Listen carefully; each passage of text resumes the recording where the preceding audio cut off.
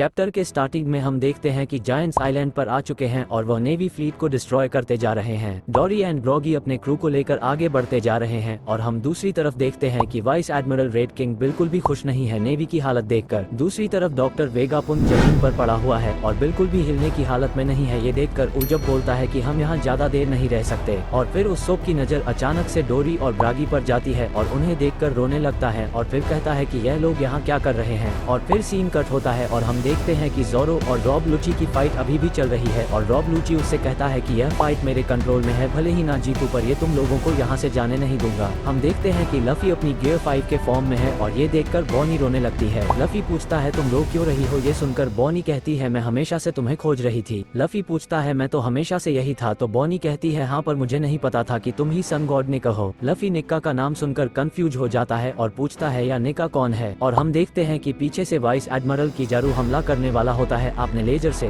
तभी सांजी जाकर उसे ब्लॉक कर देता है। ये देखकर किजारू और फ्रैकी दोनों ही शॉक हो जाते हैं। इस बीच बॉनी लफी से कहती है कि सैटर्न को एक जोरदार पंच करने के लिए और लफी कहता है I will show you how to punch. और फिर लफी अपने जायंट फीस्ट से सैटर्न को एक जोरदार मुक्का मारता है और सैटर्न उससे जमीन पर जा गिरता है। हम फिर से वापस सांजी और किजारू की फाइट को देखते हैं। किजारू कहता है ये कैसे पॉसिबल है एंड सांजी कहता है कि रोशनी कभी प्यार से बड़ी नहीं हो सकती। ये सुनकर किजारू कहता है इस लॉजिक से तो फिर फिजिक्स को भी बदलना पड़ेगा। एट दिस पॉइंट किजारू बहुत ही ज्यादा फ्रस्ट्रेटेड हो चुका होता है।